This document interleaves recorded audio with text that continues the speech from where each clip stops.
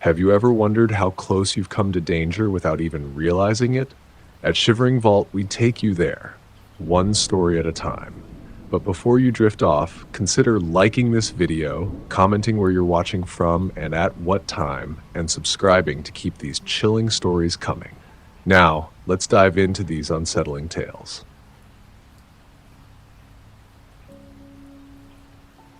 I never thought I'd be in a situation like this. I guess that's the thing with life. It loves throwing curveballs when you least expect it. My name is Mia Carter, and I'm 17.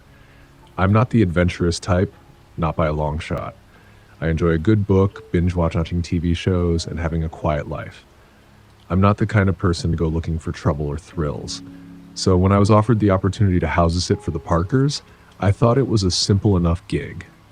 An easy way to make a little extra cash, stay out of my parents' hair for a few days, and enjoy some peace and quiet. The Parkers lived in a nice, quiet suburb in California. Nothing too extravagant, just a peaceful neighborhood with well-manicured lawns and quiet streets. The area was a bit on the wealthier side, sure, but nothing obnoxious. Their house, though? Well, that was something else. It was absolutely massive. Way bigger than anything I'd ever seen.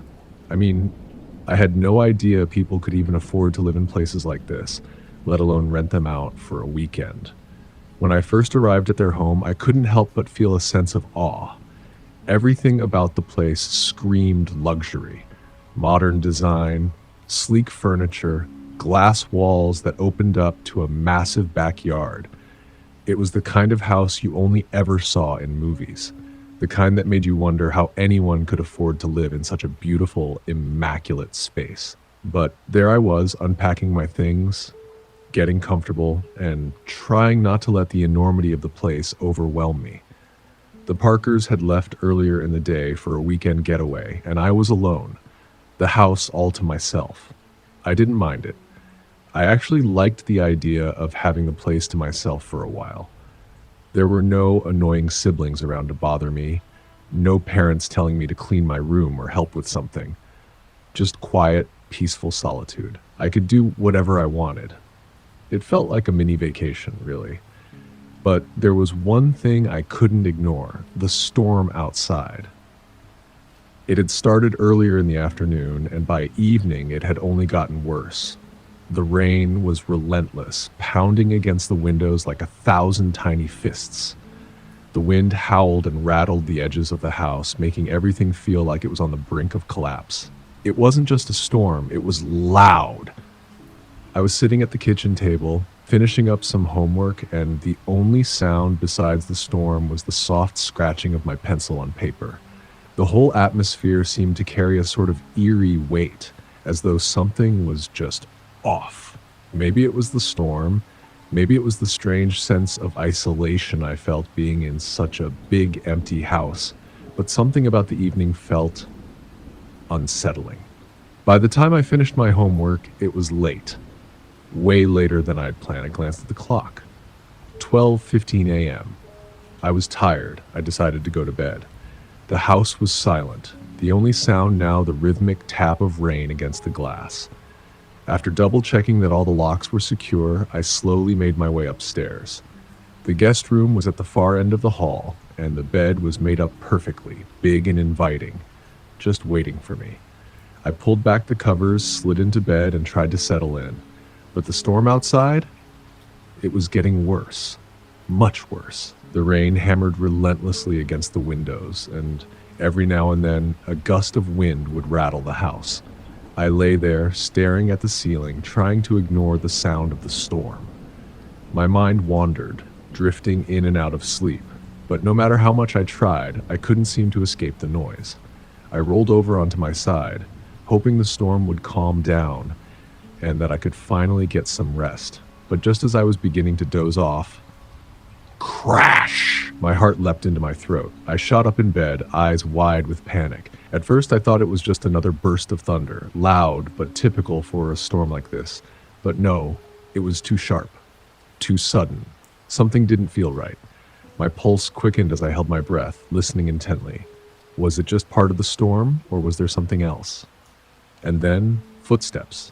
Heavy, slow, Crunching on glass, my blood ran cold. This wasn't the storm. This wasn't normal. I knew immediately that someone was in the house. Panic gripped me instantly. My heart was pounding in my chest, each beat so loud I was convinced the intruder could hear it. My mind raced, my thoughts jumbled. What should I do? Should I hide? Should I run? My legs felt like jelly, but I forced myself to move. I couldn't just lie there and wait to find out who or what was in the house. I slowly slid out of bed, my bare feet meeting the cold wooden floor with a soft thud. Every creak of the house, every shift in the walls felt amplified in the silence of the night. I crept toward the door, careful not to make a sound. With trembling fingers, I cracked it open just a sliver, peering into the dark hallway beyond. My eyes strained to make out anything in the shadows, but the house was still and quiet, except for the sound of water. The rain outside was coming down so hard that it almost drowned out everything else. Almost. But there was something else. A dripping sound. Something wet. I listened harder, trying to make sense of it, and then I heard it again. The unmistakable crunch of footsteps on glass. I slowly crept down the hallway, my heart in my throat with every step. I reached the top of the stairs and looked down, scanning the living room below. The room was dim, bathed in the faint light from the hallway, and then I saw it. The back door, wide open, the glass panel shattered.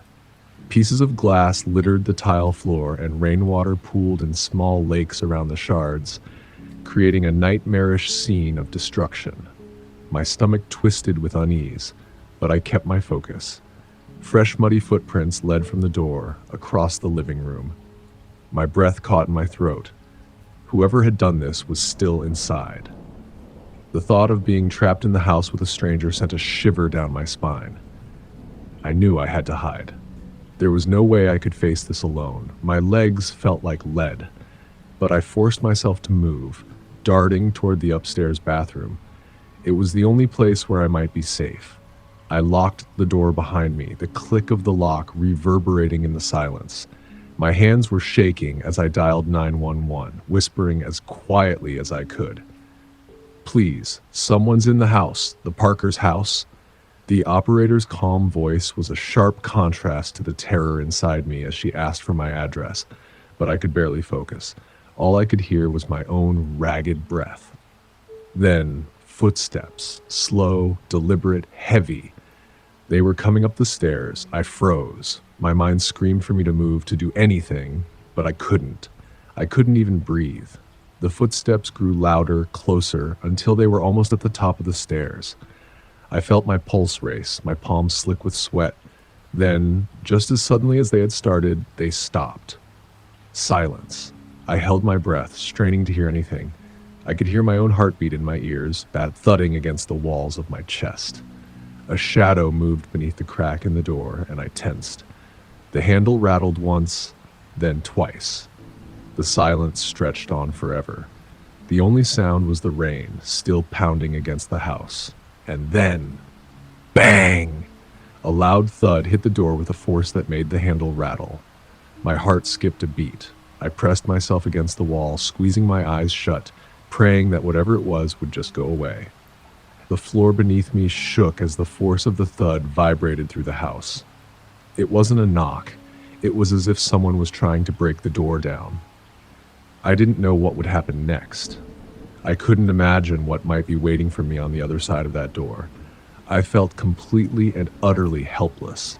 I braced myself for whatever came next. My whole body trembled with fear. I could hardly breathe, my hands cold and slick against the floor. The door rattled again, the force of it making me flinch. It was like I was being trapped in a nightmare I couldn't wake up from. What was I supposed to do? Then, just when I thought I couldn't take it anymore, I heard it. Distant sirens. At first, they were faint, almost inaudible over the storm, but then they grew louder, growing nearer. My heart skipped. The police were coming. The intruder hesitated. I could hear him shifting his weight, pacing back and forth as if debating his next move. The sirens grew louder, and I could tell he was getting anxious, maybe even panicked. He moved quickly, his footsteps retreating, fast and heavy. I could hear him rushing down the stairs and toward the front door. And then, with a deafening crash, the front door slammed open, and I heard voices, shouts, commands, and demands. The police had arrived. It didn't take long for them to get inside. I could hear the officers shouting instructions, ordering the intruder to the ground. I stayed in the bathroom, frozen, too afraid to move. Finally, I heard one of the officers call my name. "Mia, it's safe now. You can come out." When I stepped out of the bathroom, the intruder was being dragged outside, his soaked clothes clinging to his skin. He was scared. He was scared, terrified even, but I didn't care. He was just a man, just someone who thought he could break into a house without anyone noticing, but he didn't count on me being there. The police later told me that he had thought the house was empty. He probably assumed no one would be there. If I hadn't been there, well, who knows what might have happened. They arrested him, and I stood there in complete shock, trying to process everything that had just occurred. I thought I would feel relief, but I didn't. The fear didn't fade right away. That night, I stayed wide awake, staring at the ceiling, listening to the storm still raging outside. I couldn't shake the feeling that someone had been in the house with me. And now every time it rains, I still remember the sound of those footsteps, the ones that came slowly, deliberately, up the stairs. The sound I could never forget. I don't think I'll ever forget that night.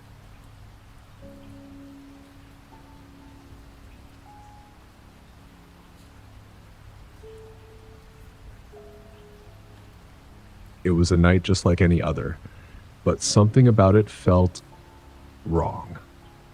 I didn't know it then, but I was heading straight into a trap, a situation I had no control over. At the time, I was just another tired driver on a long, dreary night, trying to get home. The clock on my dashboard blinked 12:08 a.m. as I pulled out of the parking lot of a small office building in town. My workday had run long, and I hadn't meant for it to, but deadlines had a way of doing that. I had the radio playing softly in the background, some old song I'd heard 100 times, just enough to drown out the sound of my thoughts. The rain, though, was the real soundtrack. It had been coming down steadily for hours now, with no sign of letting up. The windshield wipers were working overtime, clearing away the relentless sheets of water, but the visibility was still terrible. I could barely see a few feet in front of me, and the world around me was nothing but a blur of wet, dark shapes, illuminated by my headlights.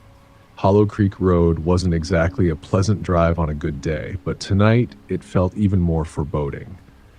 I had taken this route countless times before, but it always seemed darker and lonelier at night. Lonelier at night. It wasn't a main road. It was an old, winding stretch that cut through the woods, a shortcut from the small town to the highway.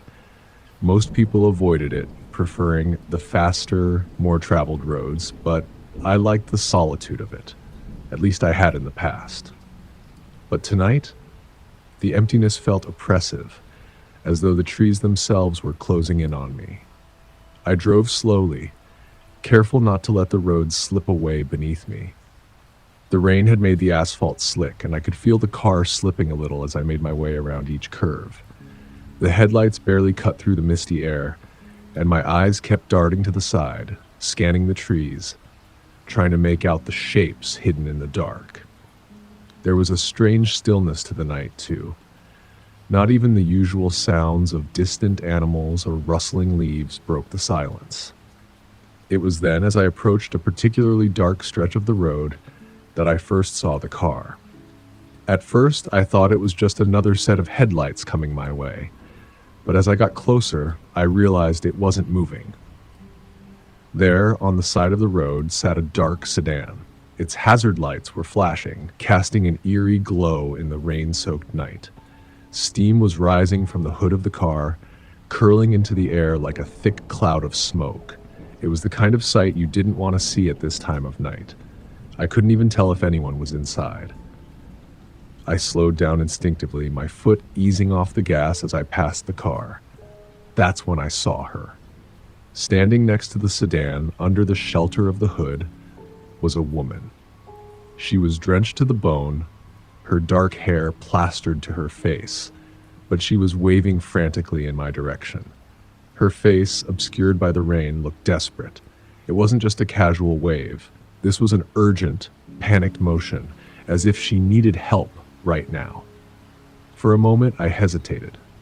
I don't know why.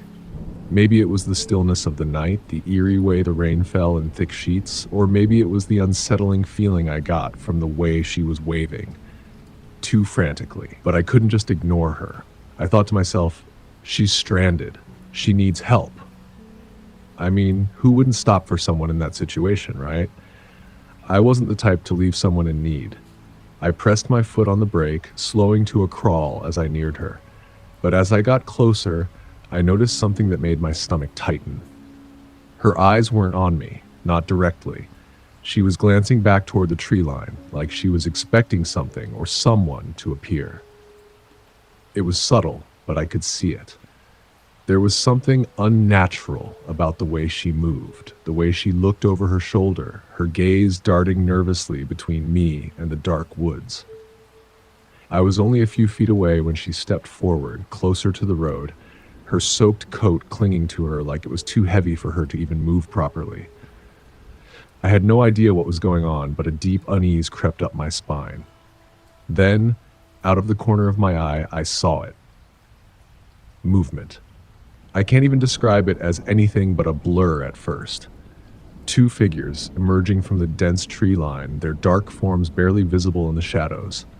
The headlights from my car illuminated them for a brief moment. Two men hunched over in the rain, their hoods pulled up over their heads.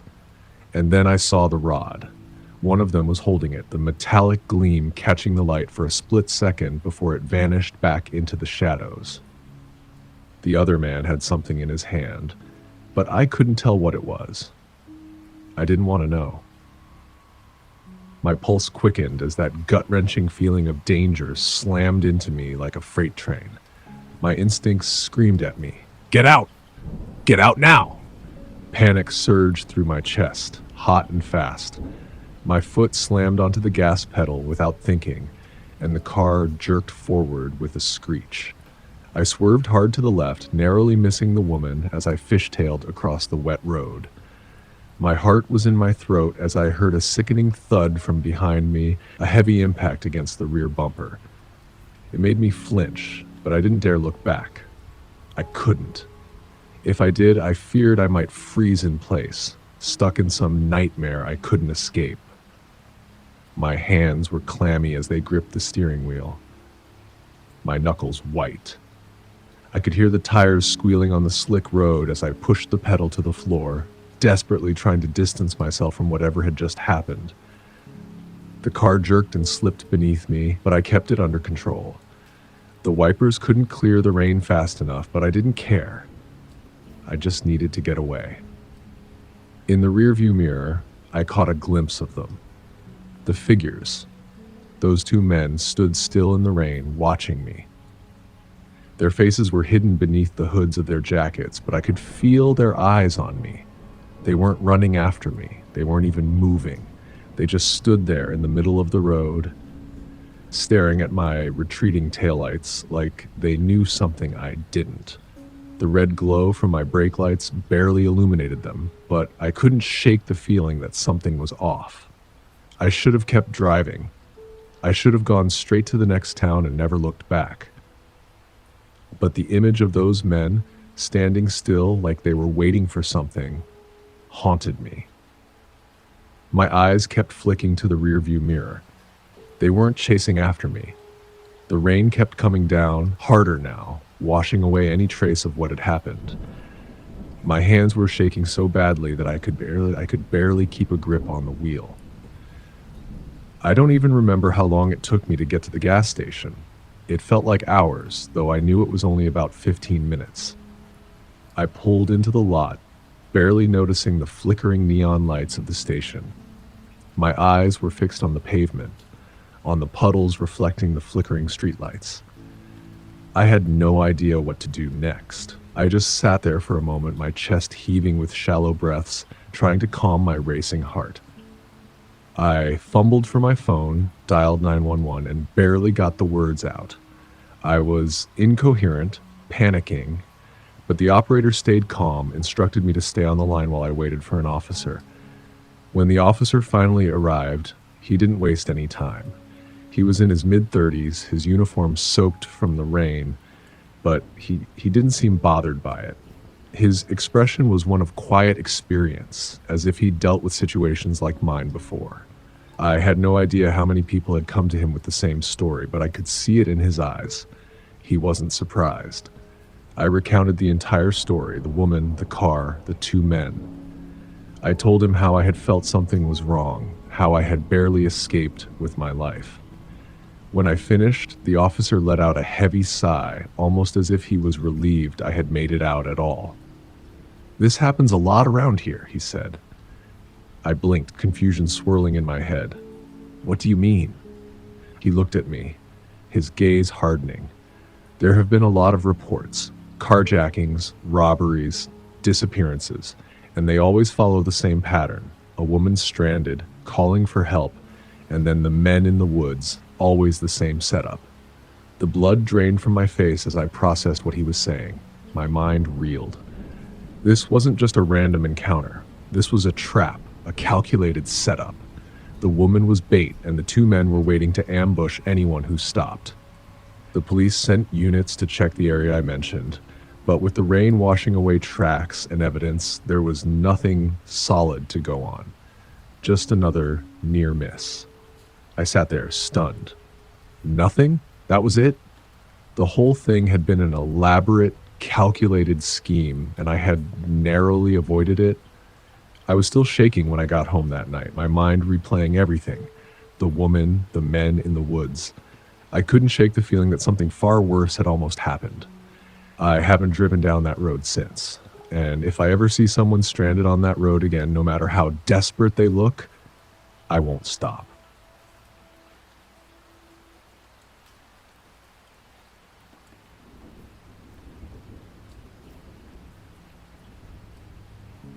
I wasn't supposed to be here. It wasn't like it was some grand mistake. It was just a simple favor for my friend Ethan. He had to go out of town for work, and he asked if I could house sit for him. Nothing major, just a couple of days to feed Buddy, his dog, and make sure the house didn't look empty while he was gone. I had done this before, and Ethan's place was pretty familiar to me by now. It was a quiet neighborhood in California, tucked away from the chaos of the city. The house itself wasn't new. It had that old charm to it, with wooden floors that creaked when you walked on them, and thick, heavy doors that didn't seem to quite shut properly. A little worn, but nothing unusual. Nothing that should have made me feel on edge. The night I arrived, the rain started coming down in sheets. It wasn't just the light drizzle we're used to around here. It was the kind of rain that smacks against the windows and makes you feel like the entire world outside is drowned in darkness. By the time the evening rolled around, it felt like I was in my own little bubble, a place untouched by time or anything happening beyond the four walls of the house. The sound of the rain against the roof became a constant hum, almost soothing in its relentless noise. Buddy, Ethan's golden retriever, was curled up on the couch next to me. He was usually a happy dog, always wagging his tail whenever anyone came around. But tonight, he wasn't his usual self. He just sat there, staring out the window, occasionally letting out a low whine. I chalked it up to the storm. Animals can be funny that way. They sense things we don't. Or maybe it was just the sound of the wind that made him uneasy. I tried not to think too much about it. The clock on the wall ticked away, the seconds stretching into minutes, minutes into hours. It wasn't long before the storm got worse. The rain poured even harder and the wind picked up, causing the trees outside to sway ominously. The house seemed to groan with the gusts, like it was alive and protesting against the weather. I was starting to feel a little restless, but nothing out of the ordinary. Then, at exactly 2 a.m., a loud knock shattered the silence. It wasn't just a knock, it was the kind of knock that echoed in the stillness of the house. A sharp, deliberate sound that made me freeze. Buddy immediately stood up, his ears twitching as he stared toward the door. The rain outside had momentarily quieted, and I could hear nothing but that knock. A cold shiver ran down my spine. I didn't move for a second. Who on earth would be knocking at this time of night in this kind of storm? I crept toward the door, my footsteps making the wooden floorboards creak beneath me. The only light in the hallway came from the dim glow of the porch light, and through the peephole, I could see nothing more than a shadow. I leaned closer, my heart racing in my chest. A man stood on the porch. His clothes were soaked through, clinging to his skin like they were glued on. His face was hidden in the darkness, his features obscured by the dim light, but I could tell his gaze was fixed on the door.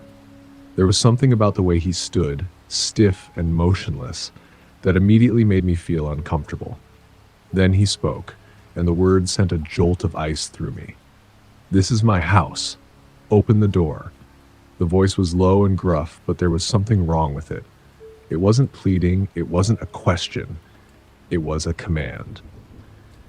And it made me feel like my heart had stopped beating for a moment. I stepped back from the door, my pulse racing. I didn't know what to do. This had to be a mistake. I called out through the door, trying to keep my voice steady. "You've got the wrong address," I said. "This is Ethan's house. He's not here." I hoped he'd just walk away, that this was some sort of misunderstanding, but he didn't. Instead, his fist slammed against the door with such force that I jumped back. The entire house seemed to shake, and Buddy let out a low growl. "I live here," he insisted, his voice now rising, filled with anger. "You need to open the door."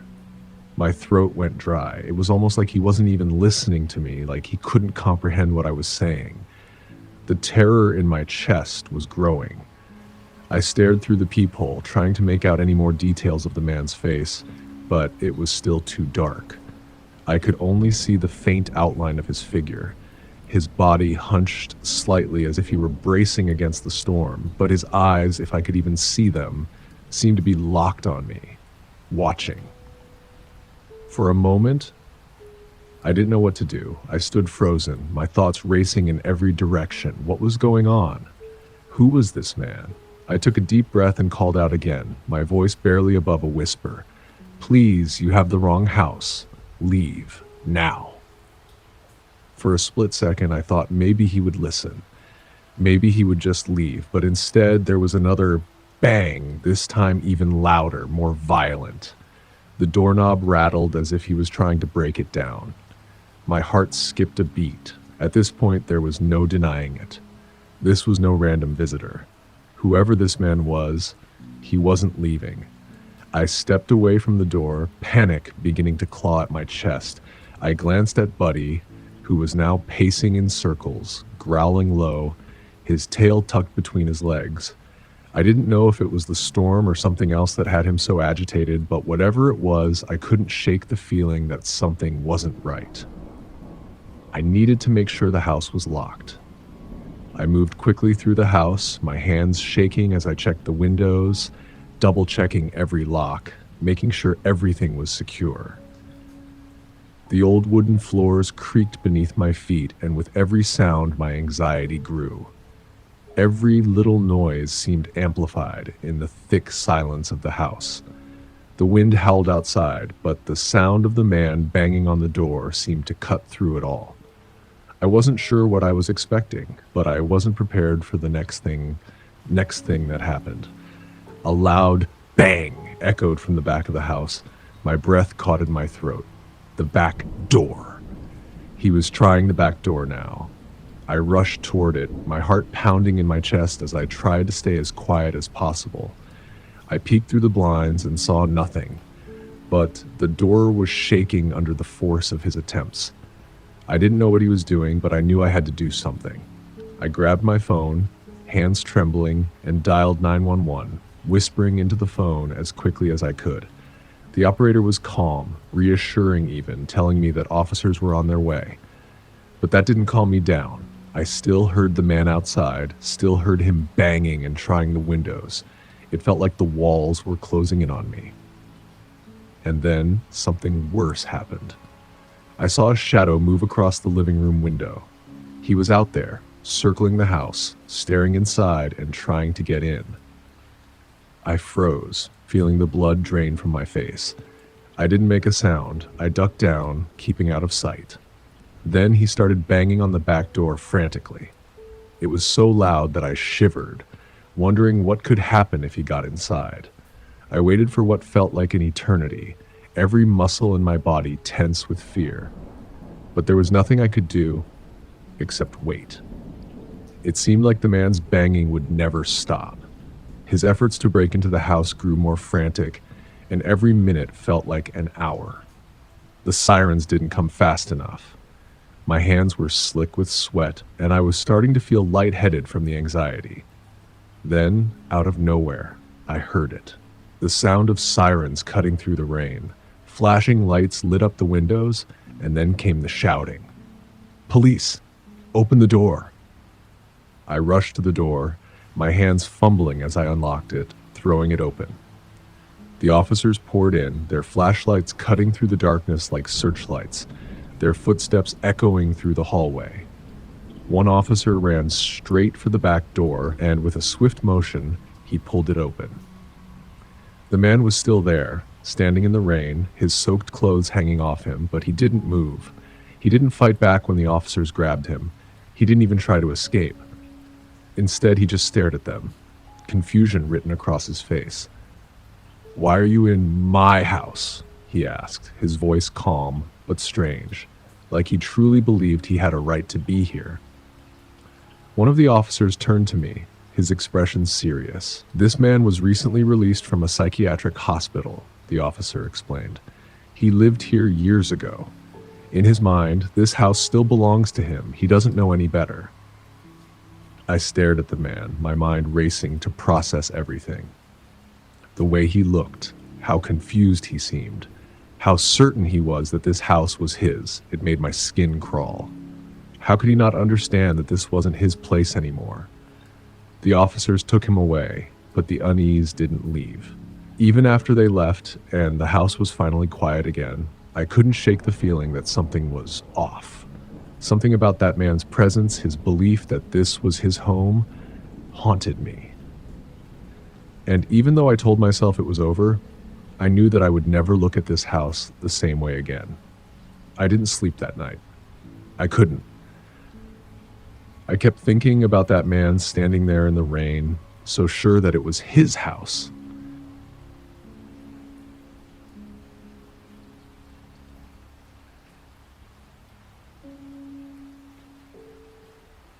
It was one of those nights where the rain just doesn't stop. The kind of rain that seems to blanket everything, soaking the streets, washing out the light, and making everything feel off. I'd been driving for hours, heading south on the I-55 in California, trying to get to my friend's place for a weekend getaway. It was already past midnight when I saw the flickering neon sign through the misty window of my car.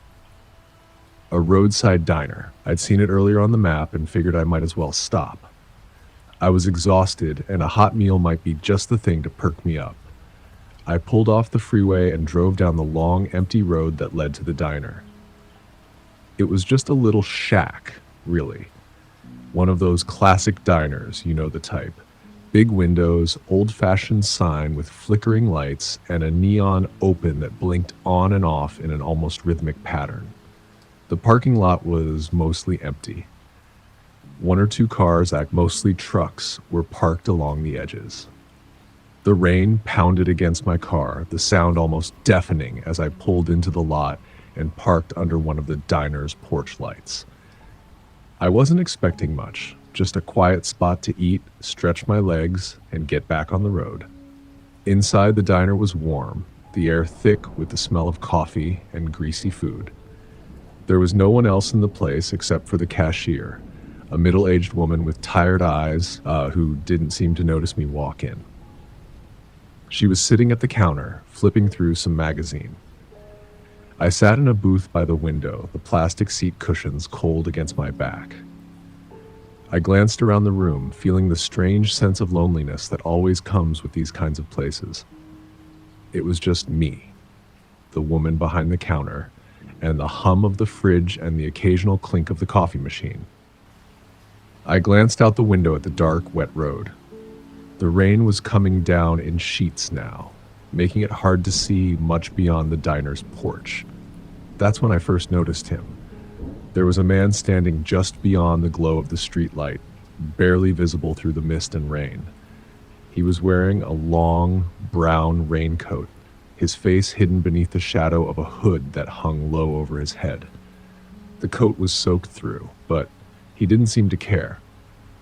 He wasn't moving at all, just standing perfectly still under the street lamp, watching the diner with an eerie intensity. I tried not to look too much, but my eyes kept drifting back to him. He wasn't doing anything. No phone in his hand, no cigarette dangling from his lips, nothing to suggest he was just another person waiting for the rain to let up. He wasn't even walking. He just stood there, unmoving. And something about the way he stood, as if he were a statue in the middle of a storm, made my stomach churn. I tried to shake it off, telling myself I was being ridiculous. It was just a man standing outside. It wasn't anything unusual. I turned my attention back to the menu, trying to ignore the growing discomfort in my chest. But every time I looked out the window again, he was still there, watching, waiting. The seconds stretched into minutes. I don't know how long I sat there watching him from behind the window. He never moved, not an inch. Not once did he flinch at the cold rain that drenched him, the way the wind whipped through the air or the occasional car that drove by. It was like he was waiting for something, or maybe someone. I couldn't shake the feeling that something wasn't right. My eyes darted back and forth from the window to the food on my plate, my fork going cold in my hand. I ate slowly, trying to keep my mind from spiraling, but I couldn't stop thinking about him. What was he doing out there in the rain, standing perfectly still like that?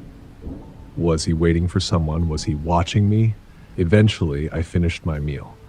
My stomach felt heavy, the food not sitting right after the tension in my chest. I paid the cashier, giving her a quick smile as she handed me my receipt. I was in a hurry now, eager to get out of the diner and back on the road. I didn't want to hang around any longer, not with that weird man still out there, not moving, just watching. I pulled my jacket tighter around my shoulders as I stepped outside into the rain. The air was cold, and I shivered as the wet droplets hit my face. The parking lot was almost completely empty now, except for my car and an old sedan parked at the far end of the lot. I didn't think much of it at first. I was just trying to get to my car and get out of there as quickly as possible. But just as I reached my car, about to unlock the door and slip inside, a voice rang out from behind me, cutting through the rain. "Got a light?" I froze. My heart skipped a beat as I turned around. And there he was, the man in the brown raincoat, closer now, much closer. His soaked coat clung to his body, his hands jammed into his pockets. His hood was still low, but I could see his eyes now. Sharp, hungry.